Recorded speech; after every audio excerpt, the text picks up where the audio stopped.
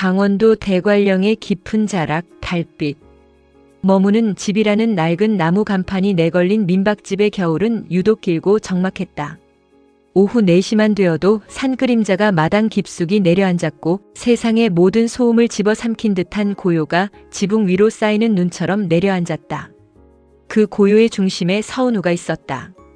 은우는 보풀이 일어난 두툼한 카디건을 여미며 창밖을 내다보았다. 밖에는 벌써 사흘째 쉬지 않고 눈이 내리고 있었다. 세상과 연결된 유일한 통로인 좁은 비포장도로는 이미 하얀 장막에 가려진 지 오래였다. 은우는 이 고립이 좋았다. 아무도 자신을 찾지 않고 자신 또한 누구도 기다리지 않아도 되는 이 완벽한 단절이 그녀에게는 유일한 안식처였다. 그녀는 거실 한 구석, 먼지가 뽀얗게 앉은 검은색 그랜드 피아노 앞으로 다가갔다. 한때 전 세계 네로라 하는 홀의 조명을 한몸에 받으며 빛나던 악기였지만 이제는 다리가 삐걱거리고 음색이 탁해진 처량한 신세였다. 은우는 가느다란 손가락을 건반 위에 올렸다. 왼손은 여전히 우아한 곡선을 그리며 건반 위를 유영할 준비가 되어 있었다. 하지만 문제는 오른손이었다. 3년 전 빗길 사고로 유리 파편이 박혔던 오른손 넷째 손가락과 새끼손가락은 외관상으로는 멀쩡해 보였지만 피아니스트에게 생명과도 같은 미세한 근육의 통제력을 잃어버렸다. 뇌에서는 도를 누르라고 명령하지만 손가락은 반 박자 늦게 혹은 둔탁한 힘으로 건반을 때릴 뿐이었다. 은우는 소리 내지 않고 건반을 눌렀다. 타건 소리조차 나지 않는 허공의 연주. 그녀의 머릿속에서는 라흐마니노프의 협주곡이 웅장하게 울려 퍼지고 있었지만 실제 현실에서 그녀가 할 수 있는 것이라고는 차가운 상하 건반을 무력하게 쓰다듬는 것뿐이었다. 이제 정말 소리가 들리지 않아. 은우는 혼잣말을 내뱉으며 손을 거두었다. 피아노를 치지 않는 피아니스트는 영혼이 빠져나간 인형과 같았다. 그녀는 매일 아침 눈을 뜰 때마다 어제가 오늘 같고 오늘이 내일 같을 이 무채색의 삶을 견뎌내고 있었다.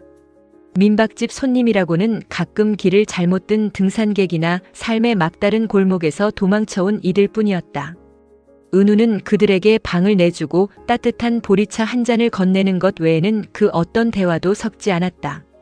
그날 저녁 눈보라가 더욱 거세지던 밤이었다. 산 아래에서 들려오기 힘든 날카로운 엔진 소리가 정막을 깼다. 은우는 의아한 표정으로 현관문을 열었다. 매서운 칼바람과 함께 눈더미를 뒤집어 쓴 검은색 고급 세단 한 대가 마당 한복판에 멈춰 서 있었다. 차 문이 열리고 한 남자가 비틀거리며 내렸다. 세련된 코트 차림이었지만 구두는 이미 진흙과 눈에 엉망이 되어 있었고 그의 얼굴은 지독한 피로와 절망이 뒤섞인 기묘한 표정을 짓고 있었다. 여기 방 있습니까? 남자의 목소리는 낮고 갈라져 있었다. 서울의 빌딩 숲에서나 어울릴 법한 날 선 기운을 풍기는 남자 강태준이었다. 그는 대한민국에서 가장 잘 나가는 광고 에이전시의 대표로 수조, 원대 프로젝트를 주무르며 맹렬한 천재라 불리던 인물이었다. 하지만 지금 그의 눈에는 성공의 광채 대신 다 타버린 잿더미 같은 허무함만이 가득했다. 은우는 잠시 망설이다 문을 넓게 열었다. 눈이 너무 많이 와서 내려가기 힘드실 거예요. 들어오세요. 태주는 대답 대신 짧은 한숨을 내쉬며 안으로 발을 들이밀었다. 따뜻한 온기가 감도는 실내로 들어서자마자 그는 긴장이 풀린 듯 바닥으로 쓰러지듯 주저앉았다. 은우는 그를 부축하려다 멈칫했다. 남자의 옷에서 풍기는 비싼 위스키 향과 담배 냄새, 그리고 지독하게 시린 겨울바람의 냄새가 묘하게 가슴을 찔렀기 때문이다. 태주는 멍한 눈으로 거실 한편에 놓인 피아노를 바라보았다. 이런 산골에 피아노라니 어울리지 않네요. 소리는 안 나요. 그냥 장식품일 뿐이니까 신경 쓰지 마세요. 은우는 차갑게 대답하며 그를 방으로 안내했다. 태주는 그녀의 뒷모습을 보며 생각했다. 이 여자의 목소리는 마치 조율되지 않은 현처럼 위태롭고도 아름답다고. 그는 서울에서의 모든 기억을 지우고 싶어 이 먼 곳까지 도망쳐왔지만 이곳에서 마주한 첫 번째 풍경인 이 여자와 낡은 피아노가 자신의 가슴 한구석을 건드리고 있다는 사실을 깨달았다. 밤이 깊어지자 산골의 추위는 더욱 매서워졌다. 은우는 태준의 방 앞에 따뜻한 물주머니를 놓아두고 자신의 방으로 돌아왔다. 창밖의 눈은 여전히 멈출 기미가 보이지 않았다. 은우는 다시 피아노 앞에 앉아 가만히 눈을 감았다. 소리 없는 연주가 다시 시작되었다. 태준은 옆방에서 벽 너머로 들려오는 미세한 진동, 건반이 눌리는 그 낮은 마찰 소리를 들으며 난생 처음 깊은 잠에 빠져들었다. 그것은 두 사람의 멈춰버린 계절이 서로를 향해 아주 조금씩 움직이기 시작한 첫 번째 신호였다. 다음 날 아침 눈은 잦아들었지만 사방은 온통 백색의 감옥이었다. 강태준은 낯선 천장을 바라보며 눈을 떴다. 머리는 깨질 듯 아팠고 온몸은 두들겨 맞은 듯 쑤셨다. 그는 습관적으로 머리맡을 더듬어 휴대폰을 찾았다. 하지만 전원은 꺼져 있었고 충전기조차 챙겨오지 않았다는 사실을 그제야 깨달았다. 젠장. 태준은 욕설을 내뱉으며 자리에서 일어났다. 평소 같으면 비서가 가져다준 에스프레소와 신문을 보며 하루를 시작했을 시간이었다. 하지만 눈앞에 보이는 것은 낡은 목조 천장과 삐걱거리는 문뿐이었다. 그는 방을 나와 거실로 향했다. 부엌에서는 구수한 냄새가 풍겨 나오고 있었다. 은우는 앞치마를 두른 채 커다란 솥 앞에서 무언가를 끓이고 있었다. 아침 햇살이 창을 통해 들어와 그녀의 옆얼굴을 비췄다. 화장기 없는 얼굴은 투명할 정도로 하얗고 정돈되지 않은 머리카락 몇 가닥이 목덜미에 내려앉아 있었다. 일어나셨어요? 속이 안 좋으실 것 같아서 황태국 좀 끓였어요. 드세요. 은우는 돌아보지도 않고 말했다. 태준은 얼떨결에 식탁 앞에 앉았다. 투박한 사기 그릇에 담긴 밥과 국, 그리고 몇 가지 산나물들. 평소 최고급 호텔 레스토랑의 코스 요리만 즐기던 태준에게는 낯설기 그지없는 식탁이었다. 나 이런 거 잘 안 먹는데. 태준이 투덜거리며 숟가락을 들었다. 하지만 국물을 한 모금 들이키는 순간 뜨거운 기운이 식도를 타고 내려가 얼어붙었던 위장을 어루만지는 기분이 들었다. 자신도 모르게 밥 한 그릇을 뚝딱 비워낸 태준은 왠지 모를 굴욕감을 느끼며 입술을 깨물었다. 잘 드시네요. 입에 안 맞는다더니. 은우가 툭 던진 말에 태준은 헛기침을 하며 화제를 돌렸다. 여기 전기도 잘 안 들어옵니까? 휴대폰 충전 좀 하려니까 콘센트가 다 죽어있던데. 어젯밤 눈보라 때문에 전신주가 나갔나 봐요. 면사무소에서 사람 오려면 며칠 걸릴 거예요. 여기선 휴대폰 없어도 살 수 있어요. 아니, 없는 게 더 편할지도 모르죠. 은우는 무심하게 그릇을 치웠다. 태준은 기가 찼다. 정보가 생명인 광고업계에서 휴대폰 없이 며칠을 버티라니 그것은 그에게 사형 선고나 다름없었다. 그는 마당으로 나가 차를 확인했지만 바퀴가 눈더미에 파묻혀 꼼짝도 하지 않았다. 이봐요, 주인장. 어떻게 방법이 없습니까? 삽이라도 줘봐요. 내가 직접 치울 테니까. 하지 마세요. 그쪽 같은 도시 양반이 삽질하다간 허리만 나가요. 그냥 포기하고 눈 녹을 때까지 쉬다 가세요. 돈은 반값만 받을 테니까. 은우는 창고에서 나무 장작을 한 움큼 안고 나와 아궁이에 던져 넣었다. 태준은 그녀의 단호한 태도에 혀를 내둘렀다. 할 일이 없어진 그는 민박집 주변을 배성거렸다. 사방이 산으로 둘러싸인 이곳은 정말이지 비현실적으로 조용했다. 차 소리도 사람들의 웅성거림도 끊임없이 울려대던 메신저 알림음도 없었다. 들리는 것이라고는 바람이 나뭇가지를 스치는 소리와 까마귀 울음소리뿐이었다. 오후가 되자 태준은 지독한 심심함에 몸서리를 쳤다. 그는 거실로 들어와 다시 피아노 앞에 섰다. 어젯밤 은우가 했던 말이 떠올랐다. 소리가 안 나는 장식품. 그는 조심스럽게 건반 하나를 눌러보았다. 띵. 조율이 엉망이었지만 분명히 소리가 났다. 아주 작고 투명한 소리였다. 소리 나네요. 왜 거짓말했어요? 뒤에서 들려온 태준의 목소리에 은우의 어깨가 미세하게 떨렸다. 그녀는 마당에서 빨래를 널다 말고 들어와 태준의 손을 건반에서 떼어놓았다. 함부로 만지지 마세요. 소리가 난다고 다 피아노인 건 아니니까. 그녀의 눈동자에는 서늘한 분노와 함께 깊은 슬픔이 서려 있었다. 태준은 그 눈빛을 본 순간 자신이 건드려서는 안 될 무언가를 건드렸음을 직감했다. 그는 광고주를 설득할 때 쓰던 유려한 말솜씨를 잃어버린 채 멍하니 서 있었다. 미안합니다. 그냥 너무 조용해서 뭐라도 소리를 내보고 싶었을 뿐이에요. 태준의 사과에 은우의 눈빛이 조금 부드러워졌다. 그녀는 한숨을 내쉬며 피아노 덮개를 닫았다. 여긴 원래 조용한 곳이에요. 그게 불편하면 그쪽이 번뇌가 많은 거겠죠. 정할 일 없으면 장작이나 좀 패주실래요? 밥값은 해야죠. 태주는 황당한 표정을 지었지만 은우가 건넨 투박한 장갑을 받아들었다. 대한민국 광고계의 거물 강태준이 강원도 산골에서 도끼질을 시작한 순간이었다. 서투른 도끼질 소리가 산속에 울려 퍼질 때마다 태준은 자신의 머릿속을 복잡하게 채우던 숫자들과 경쟁사들의 이름이 하나둘 지워지는 것을 느꼈다. 그리고 은우는 창 너머로 그 모습을 지켜보며 아주 오랜만에 입가에 작은 미소를 띄웠다. 불청객이었던 남자는 그렇게 산골의 풍경 속에 조금씩 녹아들고 있었다. 은우의 멈춰버린 건반 위로도 아주 미세한 바람이 불어오고 있었다. 해는 산마루 너머로 일찌감치 숨어버렸고 전기가 끊긴 민박집 달빛 머무는 집은 거대한 어둠의 바다 한가운데 떠있는 조각배처럼 외로워 보였다. 창밖에는 다시 눈발이 날리기 시작했다. 낮 동안 태준이 엉성하게 패놓은 장작들이 아궁이 속에서 타닥타닥 소리를 내며 붉은 혀를 내밀고 있었다. 그 빛만이 거실의 낡은 나무벽을 주황빛으로 물들이고 있었다.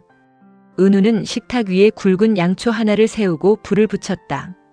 작고 가냘픈 불꽃이 일렁이자 그 너머로 태준의 얼굴이 비쳤다. 서울의 날 선 조명 아래서 보았던 매끄러운 피부와 오만한 눈빛은 온데간데 없고 촛불에 일렁이는 그의 그림자는 왠지 모르게 지쳐 보였다. 커피는 없어요. 대신 직접 말린 국화차예요. 몸 좀 녹이세요. 은우가 김이 모락모락 나는 찻잔을 내밀었다. 태준은 머그잔을 두 손으로 감싸쥐었다. 거친 도끼질 덕분에 손바닥은 얼얼했고 어깨는 묵직했지만 이상하게도 정신은 맑았다. 수만 개의 메일과 문자 메시지에 쫓기던 때와는 비교할 수 없는 정적이었다. 고맙습니다. 은우 씨. 맞죠? 태준이 처음으로 그녀의 이름을 불렀다. 은우는 찻잔을 입가로 가져가다 멈칫했다. 누군가에게 이름을 불리는 것이 이토록 낯설고도 선명한 감각이었던가. 그녀는 대답 대신 고개를 아주 살짝 끄덕였다. 강태준입니다. 서울에서 광고 만드는 일을 해요. 아마 은우 씨도 내가 만든 광고 한두 번은 봤을 겁니다. 세상을 다 가진 것처럼 광고했지만 정작 나 자신은 빈 껍데기였다는 걸 여기 와서야 알았네요. 태준의 고백은 촛불처럼 위태롭게 흔들렸다. 그는 완벽을 강요받는 삶에 질려 있었다. 광고주들의 변덕, 경쟁사들의 시기, 그리고 15초짜리 영상 속에 진심을 담으려 애쓰다. 정작 자신의 진심은 어디론가 잃어버린 일상. 그는 도망치듯 차를 몰았고 기름이 떨어질 때쯤 도착한 곳이 여기였다. 광고. 화려한 일이네요. 부러워요. 적어도 소리가 나니까. 은우가 씁쓸하게 웃으며 창가 쪽 피아노를 쳐다보았다. 어둠 속에 잠긴 피아노는 거대한 짐승처럼 웅크리고 있었다. 아까 낮에 물어보려다 참았는데 왜 피아노가 장식품이라고 했습니까? 아예 소리가 안 나는 건 아니던데. 태준의 질문에 은우의 눈동자가 깊게 가라앉았다. 그녀는 찻잔 속에서 일렁이는 국화잎을 멍하니 바라보다가 천천히 오른 손목을 들어 올렸다.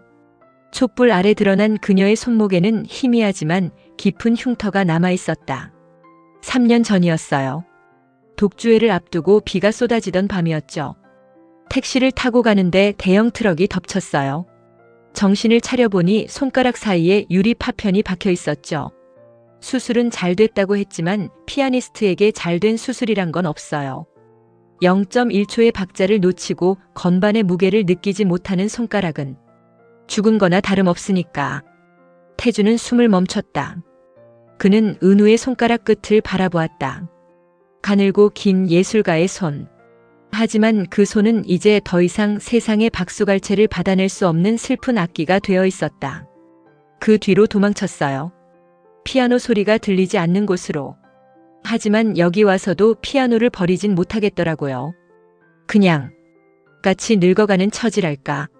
소리는 나지만 연주가 되지 않는 피아노와 손가락은 붙어있지만 마음이 끊어진 나. 은우의 목소리는 담담했지만 그 안에는 억눌린 오열이 서려 있었다. 태주는 무언가 위로의 말을 건네고 싶었지만 어떤 단어도 이 거대한 상실감을 채우기엔 부족해 보였다. 그는 대신 차를 한 모금 마셨다. 차갑던 몸 안으로 따뜻한 액체가 흘러들어갔다. 은우 씨, 나는 광고를 만들 때 가장 중요하게 생각하는 게 공백이에요. 꽉 찬 화면보다 가만히 비어있는 1초가 사람들의 마음바닥을 건드리거든요. 당신의 손가락이 지금 쉬고 있는 건 아마 더 깊은 소리를 내기 위한 공백 아닐까요? 태준의 뜬구름 잡는 소리 같은 말에 은우가 고개를 들어 그를 보았다. 평소 같으면 비웃었을 말이었지만 촛불빛에 비친 태준의 눈빛이 너무 진지해서 그녀는 웃을 수 없었다. 밤은 더 깊어갔고 촛불은 어느새 절반이나 타내려갔다. 두 사람은 더 이상 말을 잇지 않았지만 그 침묵은 아까보다 훨씬 따뜻했다. 전기가 들어오지 않는 불편한 밤, 문명의 소음이 제거된 이 공간에서 두 사람은 서로의 존재 자체에서 뿜어져 나오는 온기에 기대고 있었다. 이튿날 아침, 눈부신 햇살이 눈더미에 반사되어 방 안을 가득 채웠다. 전기는 여전히 돌아오지 않았지만 태주는 평소보다 훨씬 개운한 얼굴로 눈을 떴다. 삐걱거리는 문소리와 함께 밖으로 나가니 은우가 마당에서 빗자루를 들고 눈을 쓸고 있었다. 어이, 강태준 씨. 잠은 잘 잤어요? 덕분에요. 근데 그 빗자루 좀 줘봐요. 어제 장작도 팼는데 눈 치우는 것쯤이야. 태준이 자신만만하게 빗자루를 뺏어 들었다. 하지만 산더미처럼 쌓인 눈은 생각보다 무거웠고 몇 번 쓸어내지도 않았는데 숨이 턱끝까지 차올랐다. 은우는 그 모습을 보며 입가에 미소를 머금은 채 부엌으로 들어갔다. 잠시 후 식탁 위에는 김이 모락모락 나는 감자전과 갓 지은 쌀밥이 차려졌다. 태주는 땀을 닦으며 자리에 앉았다. 오늘은 감자전입니까? 서울에선 이런 거 줄 서서 먹는데 산골에 먹을 게 뭐 있겠어요. 감자밖에 없지. 그래도 강원도 감자가 제일 맛있으니까 사양 말고 들어요. 태주는 겉은 바삭하고 속은 쫄깃한 감자전을 한 입 베어 물었다. 입안 가득 고소한 풍미가 번졌다. 화려한 스테이크나 와인보다 지금 이 소박한 음식이 더 달콤하게 느껴지는 건 아마 눈앞에 있는 여자가 직접 강판에 감자를 갈았을 정성을 알기 때문일 것이다. 식사를 마친 후 태주는 창고에서 공구함을 찾아냈다. 이 집 은근히 고장난 곳이 많네요. 문짝도 덜컹거리고 선반도 내려앉았고. 내가 서울에서 광고만 만든 게 아니라 대학 땐 목공 동아리 회장이었습니다. 눈 녹을 때까지 이거라도 고쳐놓죠. 태주는 소매를 걷어붙이고 본격적으로 민박집 보수에 나섰다. 삐걱거리던 현관문을 다시 고정하고 은우가 닿지 않아 방치해 두었던 전등갓의 먼지도 닦아냈다. 은우는 그의 뒷모습을 보며 기묘한 감정을 느꼈다. 3년 동안 홀로 지탱해온 이 집의 고독한 무게를 누군가 나누어 들어주는 기분이었다. 오후가 되자 두 사람은 뒷산 숲길을 산책하기로 했다. 눈 위로 뽀득뽀득 소리가 울려 퍼졌다. 아무도 밟지 않은 순백의 길 위로 두 사람의 발자국이 나란히 새겨졌다. 은우 씨, 저 나무들 좀 봐요. 겨울에는 죽은 것처럼 보이지만 사실은 봄을 준비하느라 가장 바쁜 시간을 보내고 있는 거라더군요. 당신 피아노도 지금은 겨울잠을 자는 중일 거예요. 태준이 소나무 가지에 쌓인 눈을 툭 치며 말했다. 하얀 가루가 햇빛에 산산이 부서지며 두 사람의 머리 위로 떨어졌다. 은우는 그 차가운 감촉을 느끼며 작게 웃었다. 광고쟁이라 그런지 말은 참 예쁘게 하네요. 근데 내 손은 소나무가 아니라 유리 조각으로 되어 있나 봐요. 조금만 힘을 줘도 다시 깨질 것 같거든요. 그럼 내가 풀로 붙여줄게요. 내 직업이 뭡니까? 세상의 모든 단점을 장점으로 바꿔서 파는 사람 아닙니까? 당신의 상처를 세상에서 가장 아름다운 선율로 브랜딩해 줄 테니 나 좀 믿어봐요. 태준의 농담 섞인 진심에 은우의 가슴 한구석이 간질거렸다.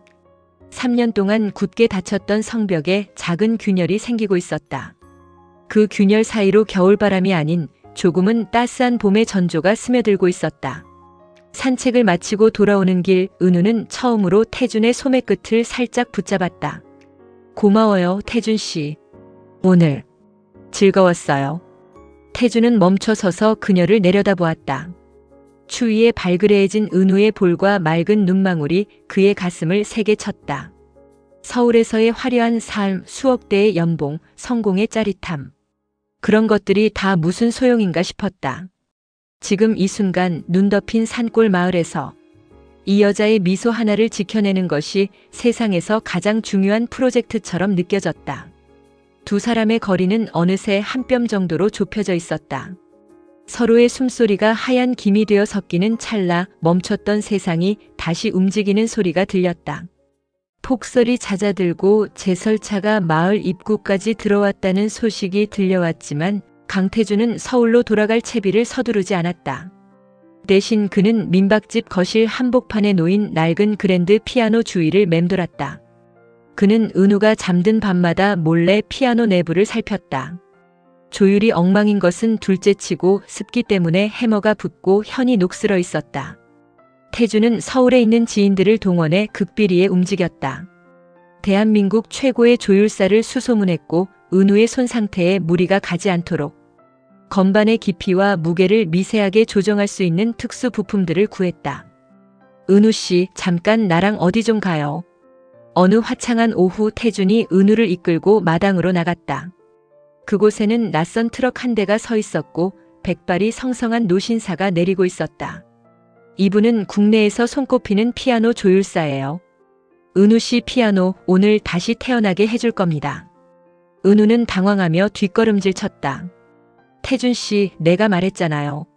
소용없다고. 내 손은 이미. 손이 문제가 아니라 피아노가 당신을 기다리다 지쳐서 그래요. 악기도 사랑을 받아야 소리를 내죠. 딱 한 번만 이 친구에게 기회를 줍시다. 태준의 단호한 눈빛에 은우는 입술 바늘을 깨물며 고개를 숙였다. 조율사가 거실로 들어가 피아노의 속살을 드러냈다. 현을 튕기고 핀을 조이고 낡은 펠트를 교체하는 소리가 몇 시간 동안 이어졌다. 팅, 팅, 웅. 불협화음이었던 소리들이 조금씩 제자리를 찾아가며 맑은 공명을 만들어내기 시작했다. 저녁 무렵 조율사가 작업을 마치고 떠났다. 거실에는 오직 태준과 은우 그리고 새롭게 태어난 검은색 피아노만이 남았다. 태준은 은우의 떨리는 손을 잡아 피아노 의자로 이끌었다. 자, 이제 당신 차례예요. 완벽하지 않아도 돼요. 그냥 지금 당신 마음속에 흐르는 그 소리 하나만 꺼내봐요. 은우는 차가운 건반 위에 손을 올렸다. 3년 전 그날 이후 소리를 내기 위해 건반을 누르는 것은 이번이 처음이었다.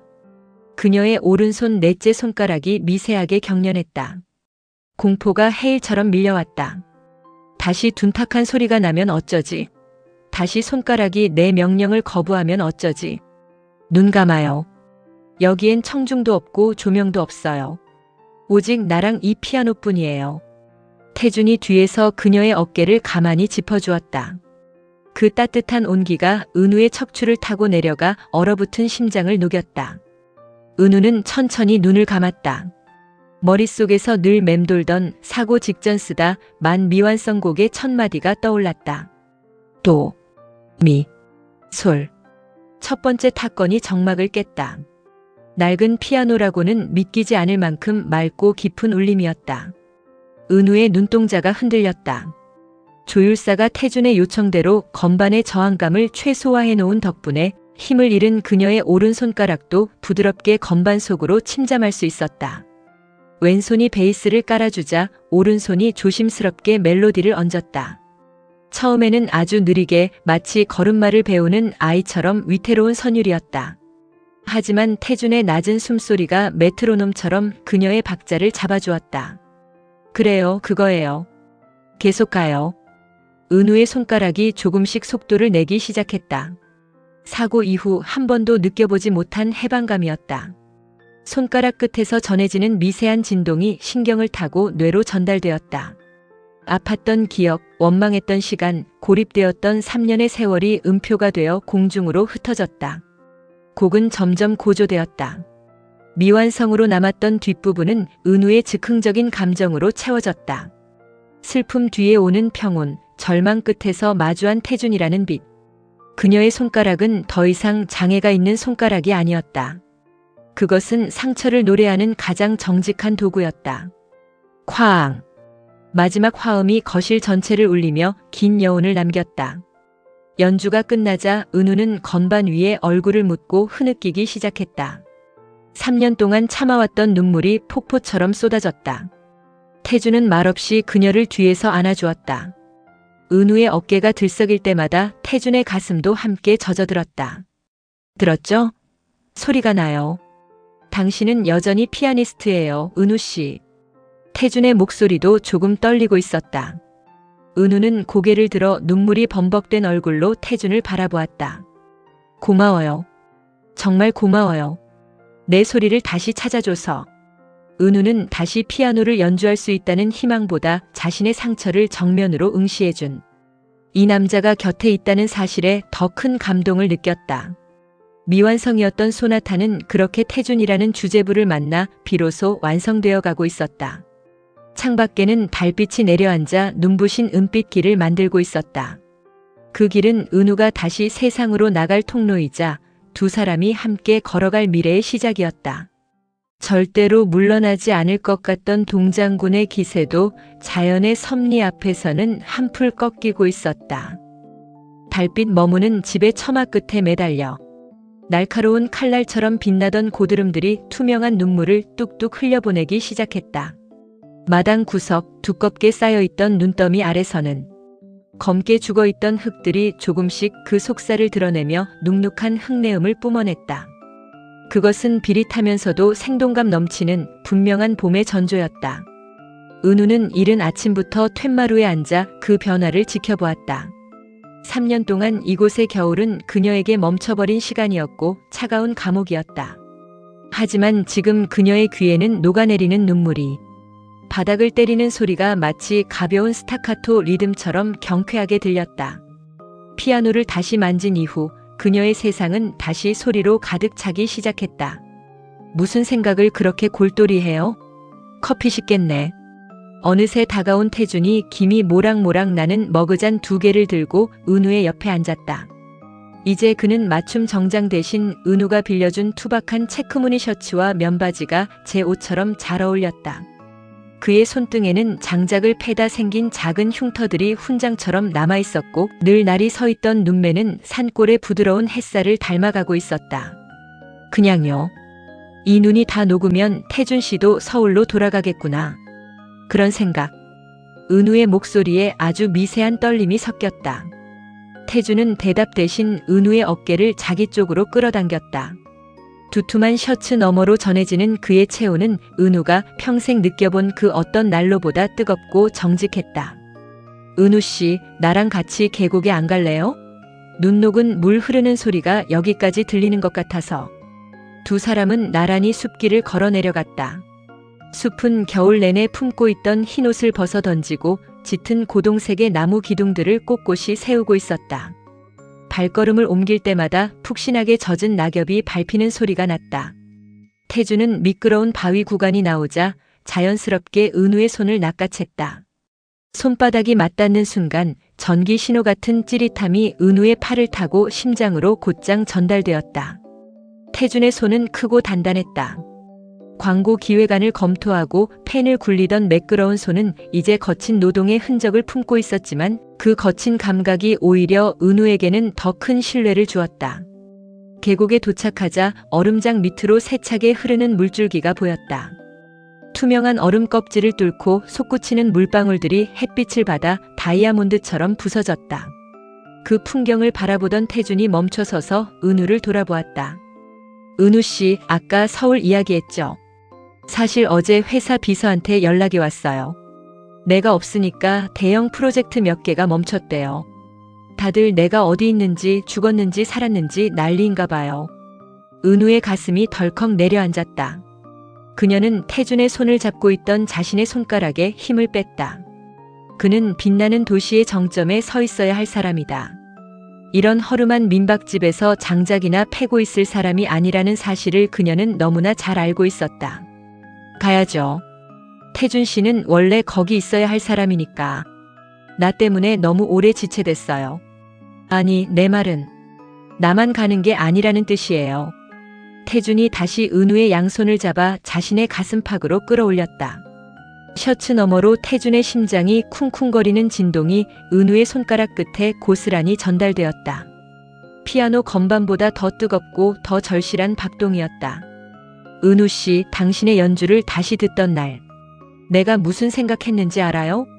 이 아름다운 소리를 나 혼자 듣는 건 죄악이라는 생각. 당신의 그 미완성 소나타 세상에서 가장 화려한 홀에서 다시 울리게 할 거예요. 내가 그렇게 만들 겁니다. 당신은 그냥 내 손만 잡고 따라오면 돼요. 태준의 눈빛은 흔들림 없이 단단했다. 그것은 비즈니스적인 제안이 아니라 한 남자가 자신의 온 생을 걸고 건네는 구애였다. 은우는 고개를 저었다. 무서워요, 태준 씨. 내 손가락은 여전히 가끔 내 말을 듣지 않아요. 무대 위에서 다시 멈춰버리면 난 정말 죽어버릴지도 몰라요. 내가 있잖아요. 무대 위에서 당신 손가락이 멈추면 내가 당신 곁으로 달려가서 같이 건반을 눌러줄게요. 조명이 꺼지면 내 품에 숨으면 되고 세상이 비난하면 내가 다 막아줄게요. 그러니까 제발 다시 도망치지 마요. 내 인생에서도 당신 인생에서도. 태준의 목소리가 낮게 가라앉으며 은우의 귓가를 맴돌았다. 은우는 눈물이 고인 채 태준을 올려다보았다. 3년 동안 단 한 번도 보이지 않던 세상 밖으로의 통로가 이 남자의 눈동자 속에 아주 선명하게 그려져 있었다. 태준은 천천히 은우의 얼굴을 두 손으로 감싸쥐었다. 그의 엄지손가락이 은우의 젖은 눈가를 조심스럽게 닦아냈다. 은우는 눈을 감았다. 차가운 숯바람이 불어왔지만 태준의 얼굴이 가까워질수록 공기는 봄날의 오후처럼 달구어졌다. 이내 두 사람의 입술이 맞닿았다. 처음은 아주 조심스럽고 짧았다. 마치 갓 피어난 꽃잎을 건드리는 나비의 날갯짓처럼 섬세했다. 하지만 이내 태준이 은우의 허리를 감싸 안으며 깊게 파고들었다. 은우 역시 태준의 목을 끌어안으며 그를 받아들였다. 그것은 단순히 입술과 입술의 만남이 아니었다. 서로의 상처가 맞닿아 위로를 얻고 서로의 결핍이 만나 온전한 하나가 되는 성스러운 의식이었다. 은우는 태준의 입안에서 느껴지는 쌉싸름한 커피 향과 따뜻한 숨결에 취해갔다. 3년 동안 얼어붙어 있던 그녀의 말초 신경들이 일제히 깨어나며 온몸을 타고 전율이 흘렀다. 계곡물의 소리는 더 이상 배경음이 아니라 두 사람의 심장 박동에 맞춘 거대한 오케스트라의 연주였다. 태준은 은우의 머리카락 사이로 손을 집어넣어 그녀를 더욱 밀착시켰다.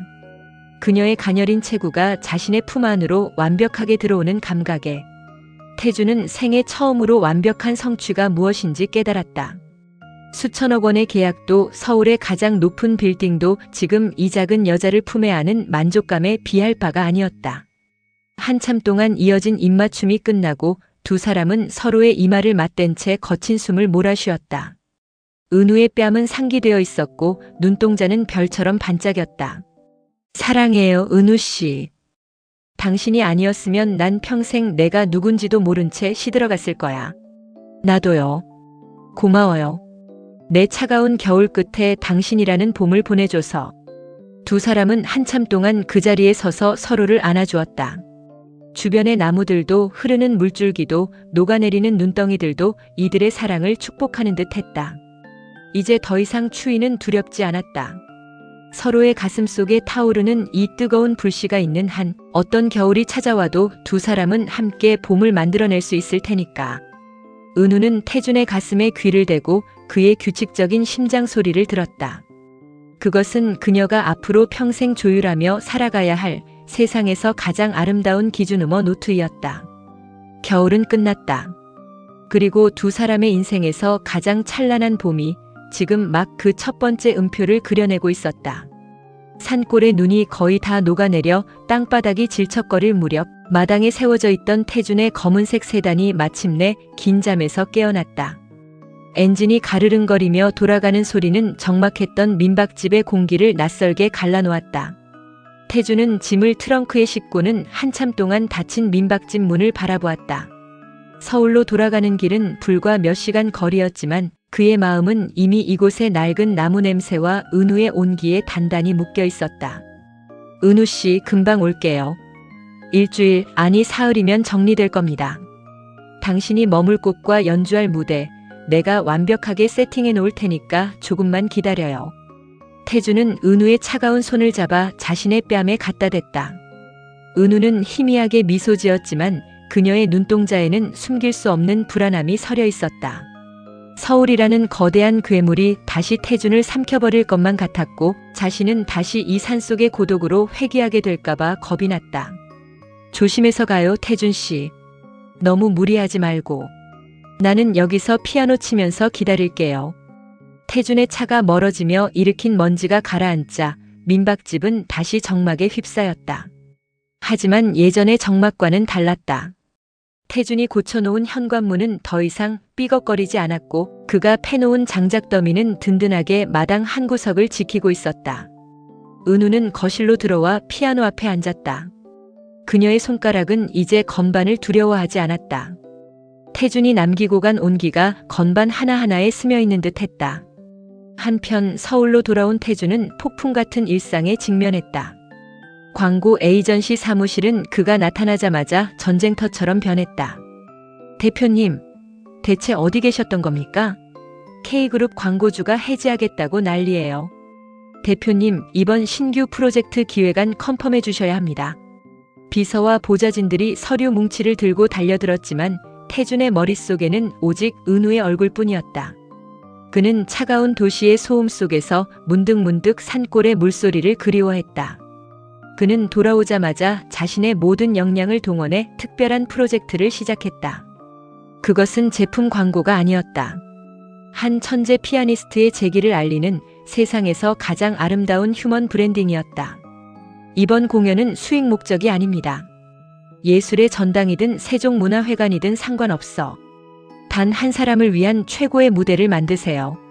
조명은 새벽녘 대관령의 달빛처럼, 음향은 숲속의 바람 소리처럼 들려야 합니다. 직원들은 태준의 변한 모습에 경악했다. 수치를 따지고 효율을 강조하던 냉혈한 대표가 이제는 감성과 진심을 논하고 있었다. 태준은 밤을 새워 무대 디자인을 직접 체크했고 은우가 연주할 곡의 흐름에 맞춰 배경 영상의 톤을 조율했다. 하지만 서울의 시간은 너무나 빨랐다. 은우에게 전화를 걸고 싶어도 업무에 치여 번번이 기회를 놓쳤고 산골의 기지국 사정은 여전히 좋지 않았다. 사흘이 일주일이 되고 일주일이 보름이 되어갔다. 태준은 초조함에 입술을 깨물었다. 은우가 혹시라도 자신이 변했다고 생각할까봐 다시 그 차가운 껍데기 속으로 숨어버릴까봐 두려웠다. 은우 역시 산골에서 피를 말리는 시간을 보내고 있었다. 태준에게서 연락이 뜸해질수록 그녀의 마음은 검게 타들어갔다. 역시 꿈이었던 걸까? 서울의 화려한 불빛 아래서 나 같은 시골 민박집 여자가 기억에 남을 리 없지. 그녀는 다시 피아노 덮개를 닫으려 했다. 손가락 끝이 다시 차가워지는 기분이었다. 하지만 그때 민박집 마당으로 낯선 검은색 대형 밴 한 대가 들어왔고 태준의 수석 비서가 내렸다. 서은우 씨 되십니까? 강태준 대표님이 보내서 왔습니다. 이제 가실 시간입니다. 당신의 무대가 완성되었습니다. 비서가 내민 것은 태준이 직접 쓴 짧은 편지였다. 은우 씨, 늦어서 미안해요. 당신의 계절이 서울에도 도착할 수 있게 준비하느라 시간이 좀 걸렸습니다. 이제 당신의 소리를 세상에 돌려줄 차례예요. 내가 기다리고 있을게요.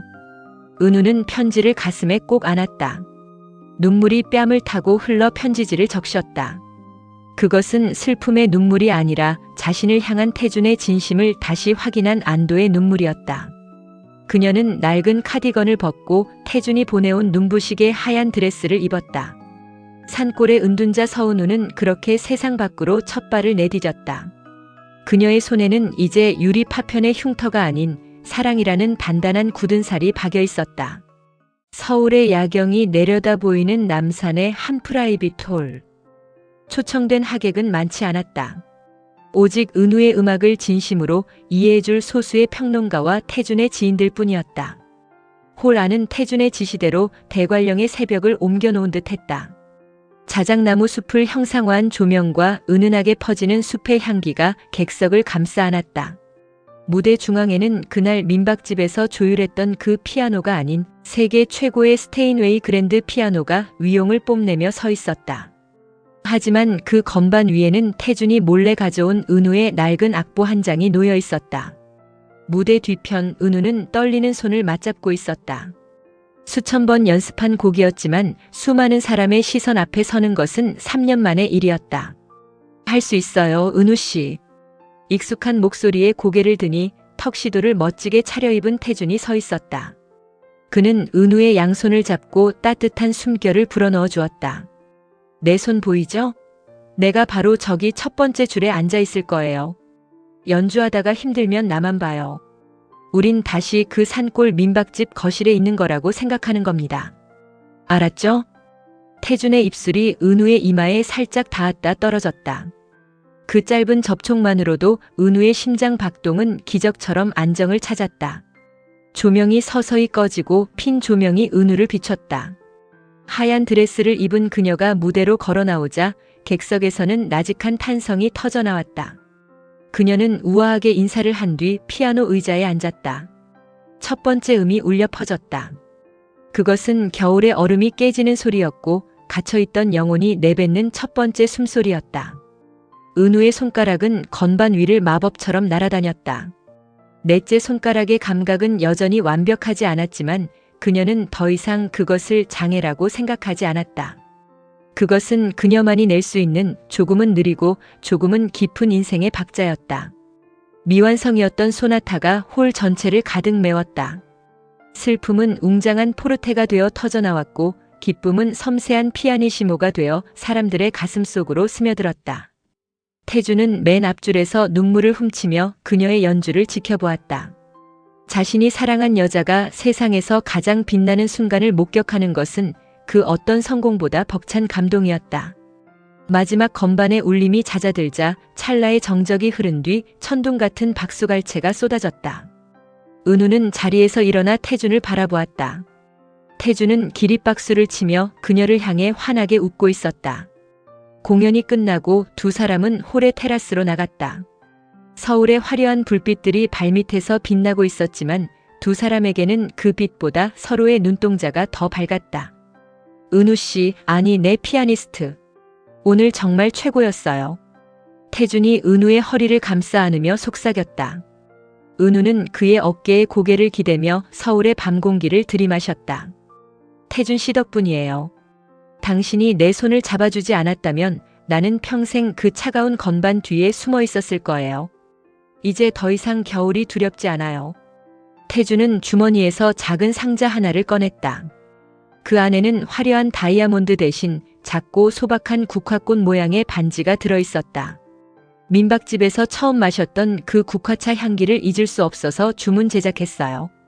은우 씨, 이제 매일 아침 내 커피 대신 당신의 차를 마시고 싶어요. 내 곁에서 평생 연주해 줄래요? 은우는 대답 대신 태준의 목을 끌어안고 깊게 입을 맞췄다. 서울의 밤바람은 여전히 차가웠지만 두 사람이 맞댄 가슴에서는 봄날의 아지랑이 같은 온기가 피어오르고 있었다. 에필로그 1년 후 강원도 대관령의 달빛 머무는 집은 이제 민박집이 아닌 작은 음악 캠프가 되었다.